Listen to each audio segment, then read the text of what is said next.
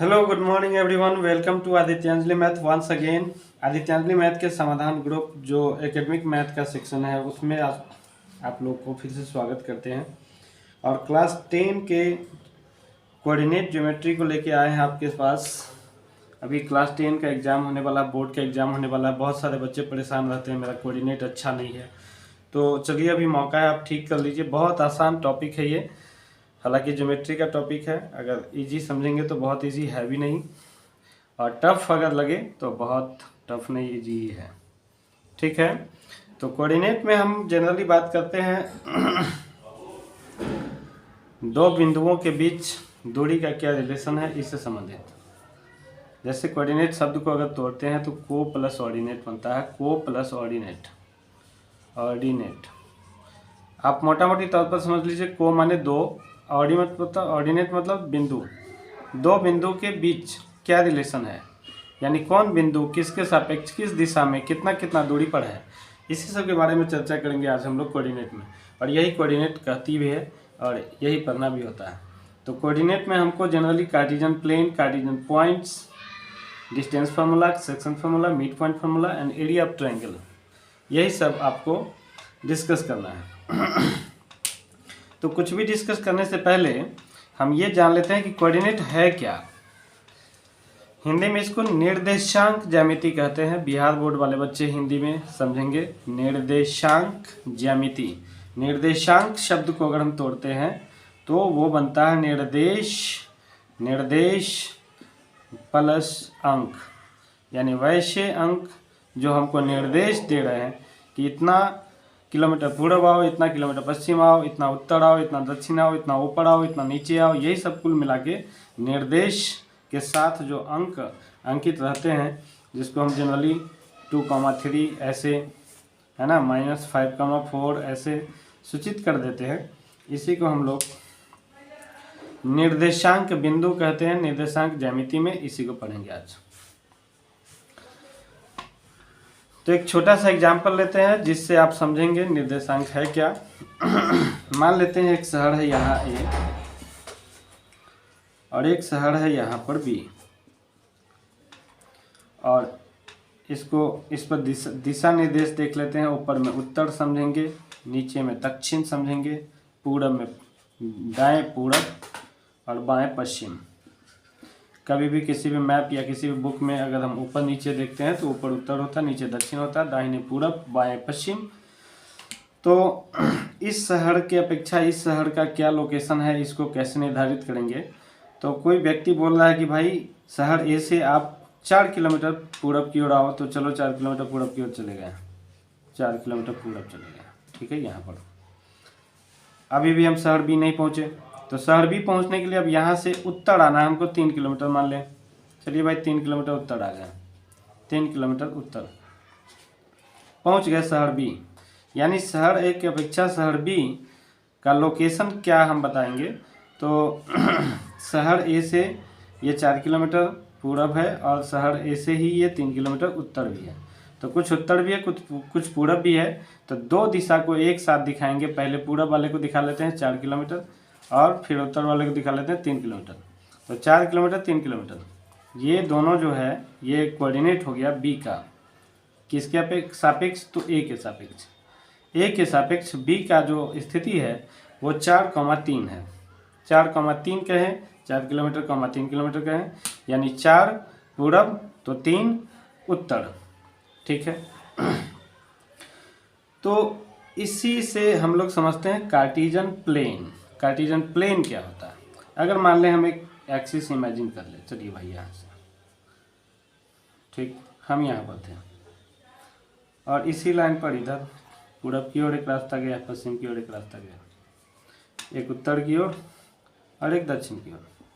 तो हम अपने आप को मानते हैं इस चौराहा पर, सेंटर पर, और सेंटर से उत्तर जाना है यानी हम वाई एक्सिस की ओर चल रहे हैं।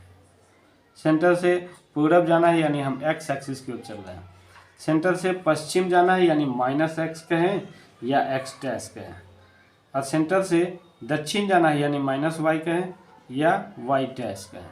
इतना जाना, इधर जाना हमको। इसको हम जनरली पॉजिटिव लेते हैं, ऊपर वाले पॉजिटिव लेते हैं फिर नीचे वाले नेगेटिव और यहाँ भी नेगेटिव, यानी इधर अगर 1 किलोमीटर बढ़े तो पॉजिटिव 1 किलोमीटर हुआ, और इधर अगर 1 किलोमीटर बढ़े तो नेगेटिव 1 किलोमीटर हुआ। नेगेटिव 1 किलोमीटर का मतलब क्या हुआ कि 1 किलोमीटर पीछे आ गया, जिस पोजीशन पर थे वहाँ से आगे बढ़ने के बदले पीछे आ गया। ठीक है, यहाँ -2 किलोमीटर, -3 किलोमीटर, ऐसे ही नीचे आवे तो यानी उत्तर के बदले उत्तर हमको जाना था और हम दक्षिण हो गए, उल्टे माइनस में चले गए, यानी फिर से हमको वापस चलना पड़ेगा, माइनस में चलेगा, -1 या -2 या -3, इधर 1 2 3, और ये 1 2 3 4 5 6। तो इस बिंदु का लोकेशन हम ऐसे अगर देखें तो पहले हम पूरब गए 4 किलोमीटर, फिर उत्तर गए 3 किलोमीटर, और अगर इधर से देखते हैं तो फिर 1 2 3 किलोमीटर उत्तर चले गए, और फिर यहाँ से सीधा 4 किलोमीटर पूरब चले गए। तो कुल मिला के इधर से जाए तो भी 3 जाके 4 चलना है, इधर से जाए तो भी 4 जाके 3 चलना है, तो कुल मिला के हमको 7 किलोमीटर चलना है। अब हम बात करते हैं कि कार्टेशियन प्लेन क्या है, कार्टेशियन पॉइंट क्या है। तो कार्टेशियन प्लेन यही जो हमारा x एक्सिस y एक्सिस हो गया, यही कार्टेशियन प्लेन हो गया। ये पॉजिटिव फॉर बोथ कहने का मतलब हम जो लिखते हैं कोई बिंदु 4,3 किलोमीटर, 3 किलोमीटर या 4,3, तो इस 4,3 में x को हम अबसीसा बोलते हैं, सॉरी पहले वाले को अबसीसा बोलते हैं। ये x का मान होता है, x एक्सिस का मान होता है, चाहे वो नेगेटिव हो या पॉजिटिव। और दूसरा वाला जो है ऑर्डिनेट बोलते हैं इसको, ये y एक्सिस का मान होता है। तो ये अबसीसा, ये ऑर्डिनेट, और बिहार बोर्ड वाले इसको बोलेंगे भुज, इसको बोलेंगे कोटि। तो भुज कोटि का है या अबसीसा एंड ऑर्डिनेट का है। अबसीसा है ये, अबसीसा ये ऑर्डिनेट। तो पहले वाले अबसीसा, बाद वाले ऑर्डिनेट, पहले वाले अबसीसा, बाद वाले ऑर्डिनेट। पहले 4 अबसीसा हो गया, x का वैल्यू हो गया, और 3 ऑर्डिनेट हो गया, 3 y का वैल्यू हो गया। तो इस प्रकार हम x एक्सिस पर 4 किलोमीटर चले और y एक्सिस पर 3 किलोमीटर चले तो पहुंच गए यहाँ, है ना। तो इस बिंदु का जो कोऑर्डिनेट हो गया, निर्देशांक, ये कार्टेशियन पॉइंट जो हो गया इसका, वो हो गया 4,3। अब फिर से एक बार विचार कर लें कि पहले हम 4 ही लिखेंगे, पहले 3 नहीं लिखेंगे।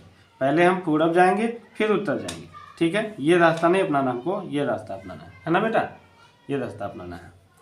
तो पहले 4 फिर 3, यानी पहले x, पहले वाले x और बाद वाले y। तो अभी हम समझ गए कार्टेशियन प्लेन क्या होता है, यानी हम जहाँ भी बैठे हैं उस बिंदु के चारों तरफ जो पूरब पश्चिम उत्तर दक्षिण दिशा जो है, उस दिशा में उस सारे दिशा को समाहित करते हुए उस बिंदु के चारों तरफ का जो एरिया हुआ वही कार्टेशियन प्लेन हुआ। और कार्टेशियन पॉइंट क्या हुआ, तो जहाँ पर कोई शहर या व्यक्ति खड़ा है उस बिंदु का लोकेशन जो है वो कार्टेशियन पॉइंट हुआ।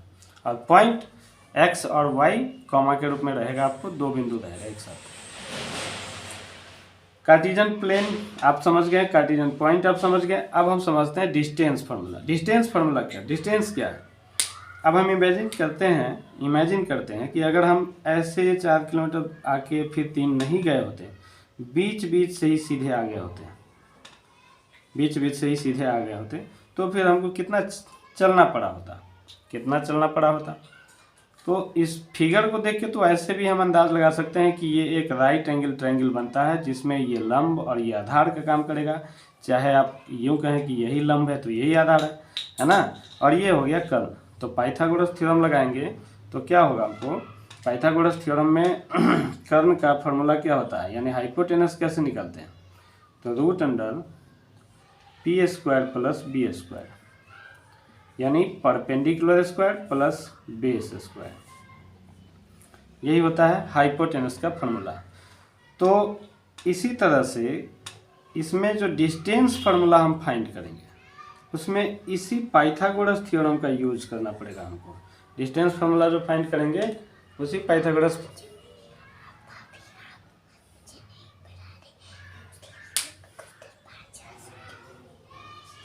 ठीक है।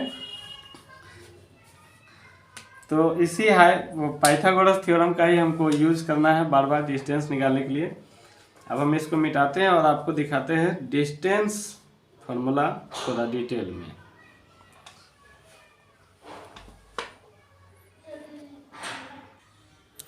चलिए अब हम स्टार्ट करते हैं डिस्टेंस फार्मूला थोड़ा सा डिटेल में। तो डिस्टेंस की अगर हम बात करें तो इससे पहले हम बताएं कि पाइथागोरस थ्योरम का ज़बरदस्त उपयोग करना है इसमें। और डिस्टेंस की बात करें तो दो तरह के डिस्टेंस हमको मिलेंगे, एक डिस्टेंस फ्रॉम ओरिजिन, एक डिस्टेंस फ्रॉम पॉइंट यानी अनदर पॉइंट। मान लेते हैं कि आप जहाँ खड़े हैं और आपके सापेक्ष ही किसी अदर लड़के जहाँ खड़े हैं कोई उसका लोकेशन लोकेट करना है, तो ये डिस्टेंस फ्रॉम आपके सापेक्षी, ध्यान रहे आपके सापेक्षी, आप जहाँ खड़े हैं वहाँ से कितना दूर है, कितना पूरब, कितना पश्चिम, कितना उत्तर, कितना दक्षिण, उसकी बात करें तो ये डिस्टेंस फ्रॉम ओरिजिन हो गया। और आप खड़े हैं यहाँ और कोई और बच्चा खड़ा है कहीं और वहाँ उस बच्चा के सापेक्ष किसी तीसरे बच्चा की जो दूरी है उसको लोकेट करने के लिए जो हम डिस्टेंस का प्रयोग करेंगे वो distance from another point two point हुआ।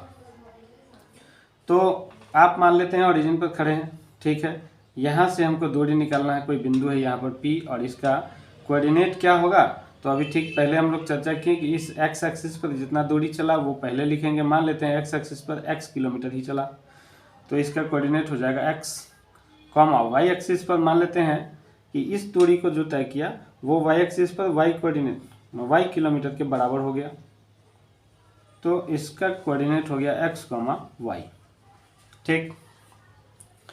और यहाँ हमको दूरी निकालना है। दूरी निकालना है कहाँ से, तो सेंटर से यानी ओरिजिन से, जहाँ हम खड़े हैं या जहाँ से वो भी चला था वहाँ से जो दूरी निकालेंगे, और दूरी निकालने के लिए पाइथागोरस यूज करेंगे हम। एक राइट एंगल ट्रायंगल समझेंगे इसको। ये परपेंडिकुलर हो गया, ये बेस हो गया, और परपेंडिकुलर y बेस कितना x, तो रूट अंडर डिस्टेंस क्या हो जाता है, root under x square plus y, x square plus y square यानी लंब स्क्वायर प्लस आधार स्क्वायर। बिहार बोर्ड वालों बच्चों के लिए, CBSE वालों के लिए अल्टीट्यूड का स्क्वायर प्लस बेस का स्क्वायर। चलिए ठीक है। तो ये डिस्टेंस फ्रॉम ओरिजिन अगर हमको निकालना हो तो हम सीधा root under x square plus y square यानी जो भी कोऑर्डिनेट हमको दिया रहेगा उस कोऑर्डिनेट में एक्स एंड वाई का जो वैल्यू दिया रहेगा उस दोनों का स्क्वायर निकाल के सम कर देंगे, रूट लगा देंगे।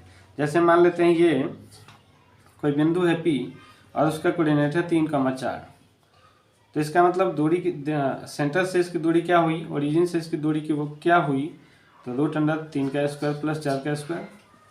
3 का स्क्वायर आप समझते हैं 9, 4 का स्क्वायर 16, दोनों को जोड़े तो क्या होगा 25, और रूट 25 का मतलब 5, यानी 5 किलोमीटर का डिस्टेंस हो गया उसका ओरिजिन से, सेंटर से। अब दूसरे तरह का डिस्टेंस कौन हो सकता है, अनदर पॉइंट से किसी एक पॉइंट का डिस्टेंस। मान लेते हैं इस पॉइंट से इस पॉइंट की दूरी हमको निकालना है, तो पहले हम ये देखेंगे कि ये पॉइंट सेंटर से कितना दूर है, ठीक है, और तब देखेंगे कि ये पॉइंट सेंटर से कितना दूर है। उसके लिए हम ये देख लेते हैं, मान लेते हैं कि यहाँ से यहाँ तक ये x1 किलोमीटर चल दिया और यहाँ से यहाँ तक ये x2 किलोमीटर दूरी चल गया, ठीक। इसी तरह से यहाँ तक ये y1 दूरी चल गया, y1 किलोमीटर कहें आप, मीटर कहें, कुछ भी। और यहाँ से पूरा ऊपर तक जो गया है, ऊपर तक ये y2 चला गया, y2। इट मीन्स ये y2 हो गया, ये y1 हो गया, ये x1 हो गया और ये x2 हो गया। दूरी निकालना है हमको। फिर से याद करा दें, पाइथागोरस का यूज़ करना है भरपूर इस्तेमाल। तो पाइथागोरस का इस्तेमाल करने के लिए पहले हमको समकोण त्रिभुज यानी राइट एंगल ट्रायंगल बनाना पड़ेगा। राइट एंगल ट्रायंगल कैसे बनाएंगे, राइट एंगल ट्रायंगल ऐसे खींच देंगे। चलिए राइट एंगल ट्रायंगल खींच दिया, कैसे खींच लिए, ये परपेंडिकुलर है तो ये भी परपेंडिकुलर कंटिन्यू गया है और इसी के पैरेलल ये लाइन खींचे हैं तो यहाँ पर 90 डिग्री का ही एंगल बनेगा। और ये दूरी हम निकाल लें, बस ये दूरी निकाल लें तो ये दूरी पाइथागोरस का यूज़ करके आराम से हम निकाल सकते हैं। तो पहले ये दूरी क्या होगा, तो अभी हम देखे हैं कि यहाँ से यहाँ तक x2 है और यहाँ से यहाँ तक x1 है, तो इस बीच की दूरी को अगर निकालना चाहें तो x2 से x1 घटा दें तो x2 माइनस x1 किलोमीटर इसको कह सकते हैं। ऐसे ही ये क्या हो जाएगा, तो ये y2 माइनस y1 हम कह सकते हैं इसको, यानी यहाँ से यहाँ तक y2 और यहाँ से यहाँ तक y1, y2 से y1 घटा दिए तो इतना बच गया। अब तो हमको इजी पड़ गया ना, मिल गया हमको, बेस मिल गया और परपेंडिकुलर भी मिल गया, तो हमको चाहिए हाइपोटेनस। हाइपोटेनस का फॉर्मूला लगा दें तो क्या होगा, रूट अंडर पर बेस स्क्वायर, तो बेस क्या हो जाएगा x2 माइनस x1 उसका स्क्वायर प्लस एल्टीट्यूड कहें या परपेंडिकुलर कहें या इसको लंब कहें, ये क्या हो जाएगा y2 माइनस y1 इसका स्क्वायर। तो ये आपको डिस्टेंस फार्मूला, ये डिस्टेंस फ्रॉम ओरिजिन हो गया और ये डिस्टेंस फ्रॉम अनदर पॉइंट हो गया। तो डिस्टेंस फार्मूला आप समझ चुके हैं आई होप। इसके आगे हम आपको समझाते हैं सेक्शन फार्मूला, इसको मिटा के। चलिए अब बात करते हैं हम सेक्शन फार्मूला का। सेक्शन फार्मूला क्या है, विभाजन में, यानी सेक्शन को बोलते हैं विभाजन, विभाजन वाला फार्मूला। मान लेते हैं कोई एक लाइन ऐसे खींचा हुआ है, इसका कुछ कोऑर्डिनेट है, जैसे मान लेते हैं 4, 7, इसका भी कुछ कोऑर्डिनेट है 12, 13 मान लेते हैं, 12, 13, ठीक है 12, 13। अब कहेगा यहाँ पर कोई खड़ा हो गया, बीच में कोई खड़ा हो गया, दो बिंदु है ए और बी, दो स्थान के बारे में कह रहे हैं, दो बिंदु है ए और बी, बीच में कोई खड़ा हो गया सी। अब कह रहा है सी, अब तुम हमारा कोऑर्डिनेट बताओ भाई कि हमारा कोऑर्डिनेट क्या होगा, हमारा एक्स वाई क्या होगा, एक्स वाई क्या होगा, यानी मेरा पहला अब शीशा और मेरा ऑर्डिनेट ये क्या होगा, है ना। और चलो भाई हिंट्स में आपको बता रहे हैं कि आप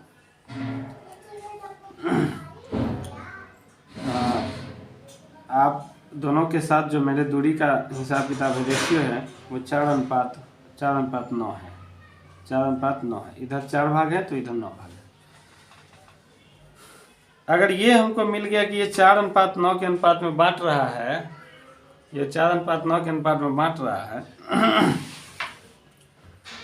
तो यही काफ़ी है हमको इसका कोऑर्डिनेट फाइंड करने के लिए।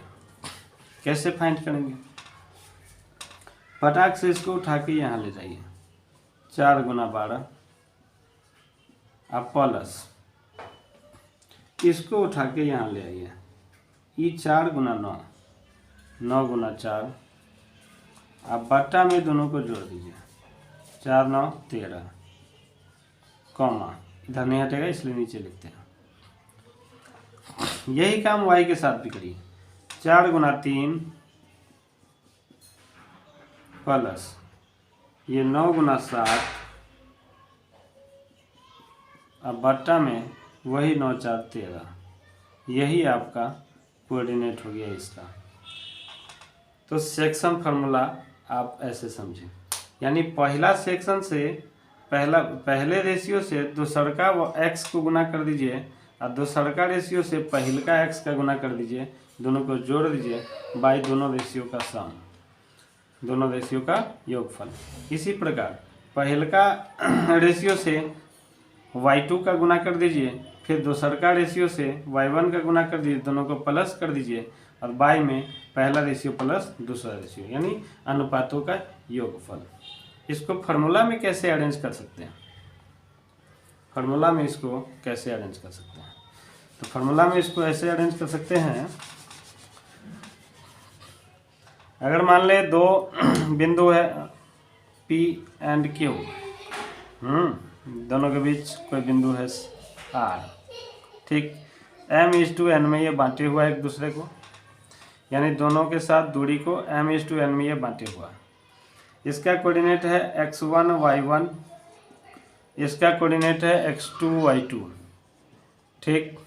तो फिर ये x y कैसे फाइंड करेंगे, अभी हम लोग देखे थे पहले रेशियो से दूसरा x और दूसरे रेशियो से पहला x, तो इसी प्रकार से इसका जो कोऑर्डिनेट हो जाएगा r x y वो क्या हो जाएगा, तो m x2 mx2 plus nx1 by m plus n, comma ये हो गया x का वैल्यू, ऑर्डिनेट सॉरी अबसीसा भुज।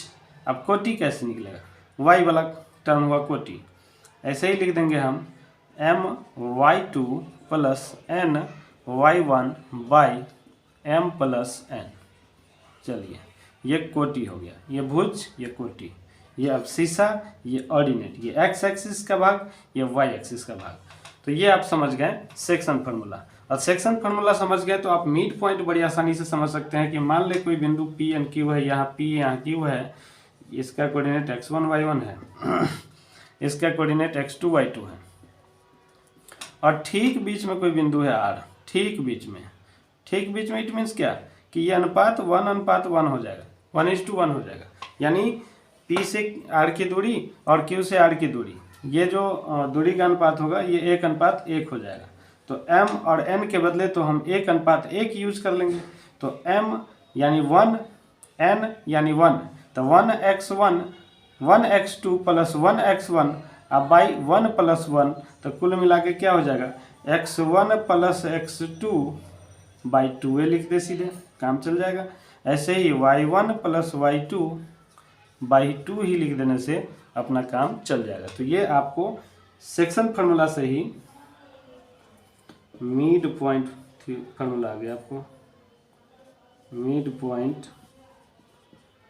पॉइंट थ्योरम कहिए, फार्मूला कहिए, जो कहिए आपको, है ना। x1 plus x2 by 2, y1 plus y2 by 2, ये मिड पॉइंट थ्योरम कहिए, मिड पॉइंट फार्मूला कहिए। और डिस्टेंस फार्मूला क्या हो गया, तो mx2 by nx1 by m plus 1 n, और my2 plus sorry mx2 plus nx1 by m plus n, और my2 plus ny1 by m plus 1, m plus n। अब इसको मिटा के हम समझाते हैं आपको, मिड पॉइंट समझा दिए, सेक्शन समझा दिए, डिस्टेंस समझा दिए, मिड पॉइंट समझा दिए। अब एरिया ऑफ ट्रायंगल समझा देते हैं, फिर ये इंट्रोडक्शन क्लास ख़त्म हो जाएगा और मैं बनाऊंगा क्लास 10 NCERT बुक से क्वेश्चन जो भी है एक्सरसाइज के, उसको। चलिए बढ़ते हैं आगे। अब बात रही एरिया ऑफ ट्रायंगल की, तो एरिया ऑफ ट्रायंगल तो आप बहुत सारे तरीकों से निकालते हैं, जैसा डेटा दिया जाता है उसके हिसाब से हम फार्मूला यूज करते चले जाते हैं। तो आपको जब कोऑर्डिनेट में एरिया ऑफ ट्रायंगल की बात करें तो यहाँ 3 बिंदु देगा, और 3 बिंदु का मतलब है 6 डेटा देगा। 6 डेटा यानी 3 ऑर्डिनेट, 3 अबसीसा, यानी 3 एक्स वाला पॉइंट और 3 वाई वाला पॉइंट। तो एरिया ऑफ ट्रायंगल में आप इसको याद कैसे रखें, उसके लिए सबसे पहले समझिए लिखने का तरीका कि हाफ लिख लीजिए पहले, half into base into height, वैसे भी होता है एरिया ऑफ ट्रायंगल।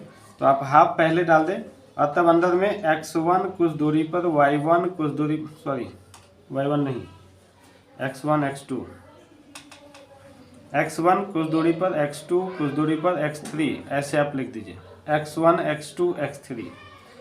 अब बीच बीच में डालना है हमको y वाला टर्म, बीच बीच में डालना है हमको y वाला टर्म। और ध्यान रखें कि जो यहाँ लिखे हैं 1, वो 1 वाला टर्म अंदर नहीं होना चाहिए। तो जैसे y में 1 वाला टर्म नहीं होना चाहिए, इट मीन्स y2 और y3 होना चाहिए यहाँ पर। तो आप कर दीजिए x1 into y2 minus y3 कर दीजिए, y2 minus y3 plus x2 है तो y2 वाला टर्म अंदर नहीं होना चाहिए। तो क्या करेंगे, y3 माइनस y1 कर दीजिए, y3 माइनस y1, ठीक है। फिर x3 है तो y3 वाला टर्म नहीं होना चाहिए, तो बचा कौन, 1 2, तो y1 minus y3 minus y1 कर दीजिए, y2 2 माइनस 3, 3 माइनस 1 और 1 माइनस 2, y1 माइनस y2 कर दीजिए। हो गया आपका एरिया ऑफ ट्रायंगल। तो देखें इतना आसान है, बस थोड़ा ट्रिकली इसको समझना है। हाफ इंटू x1 ब्रैकेट के अंदर y2 माइनस y3 प्लस कर देना है x2 y3 minus y1 plus कर देना है x3 y1 माइनस y2। और ये जो यूनिट आएगा वो कौन सा यूनिट होगा, तो स्क्वायर यूनिट में आएगा, स्क्वायर यूनिट है ना, स्क्वायर यूनिट। इतना स्क्वायर मीटर, इतना स्क्वायर सेंटीमीटर। तो ये आपको एरिया ऑफ ट्रायंगल निकालने का तरीका हम बताएं कोऑर्डिनेट में। तो आई होप कि कोऑर्डिनेट को आप थोड़ा अच्छे ढंग से समझे होंगे कि कोऑर्डिनेट क्या है। कोऑर्डिनेट तालमेल करना सिखाती है। तालमेल मतलब क्या? तो दूरी की बात करें तो दूरियों के बीच तालमेल, है ना। ध्वनि की बात करें तो ध्वनि के अलग अलग तरंगों के बीच तालमेल, है ना। किसी दृश्य की बात करें तो दृश्य यानी कोई ऑब्जेक्ट जो हम स्क्रीन पर देख रहे हैं उसका ब्राइटनेस क्या है, उसका शार्पनेस क्या है, उसका कंट्रास्ट क्या है, इस सब के बीच का आपसी तालमेल, यही सब हुआ कोऑर्डिनेट। तो कोऑर्डिनेट ज्योमेट्री में खासकर हम दो बिंदुओं के बीच का तालमेल पढ़ते हैं। दो बिंदुओं के बीच की दूरी कैसे निकालेंगे, दो बिंदुओं के बीच का अनुपात वगैरह क्या है, ये सब कुछ, है ना। या तीन बिंदु है तो तीनों बिंदु से ट्रायंगल फॉर्म हो रहा है कि नहीं, ट्रायंगल फॉर्म हो रहा है तो उसका एरिया क्या होगा, है ना। वो तीनों के तीनों कोलिनियर तो नहीं है। कोलिनियर का मतलब हुआ कि एक रेखीय, एक ही रेखा में है। अगर ट्रायंगल का एरिया मान लेते हैं, ये तीन बिंदु दे दिया, पूछेगा ये कोलिनियर है कि नहीं। तो इस तीनों बिंदु से को हम ना ट्रायंगल का तीन वर्टेक्स मान के एरिया निकालेंगे। अगर एरिया उसका 0 आ गया इट मीन्स वो कोलिनियर नहीं है। तो ऐसी बहुत सारी बातें हैं। वो अब चैप्टर का क्वेश्चन हम बनाना शुरू करते हैं स्टार्ट से, NCERT क्लास 10 का। तो चले इस क्लास में इतना ही। इंट्रोडक्शन क्लास ख़त्म। अब प्रॉब्लम सॉल्विंग क्लास स्टार्ट करते हैं और रेगुलर इसको करके ख़त्म करते हैं। तो जिनका भी कोऑर्डिनेट ज्योमेट्री कमज़ोर हो वो रेगुलर थोड़ा देख के और अपना लाभ उठाएं और मुझे भी फ़ायदा जो होना होगा होगा।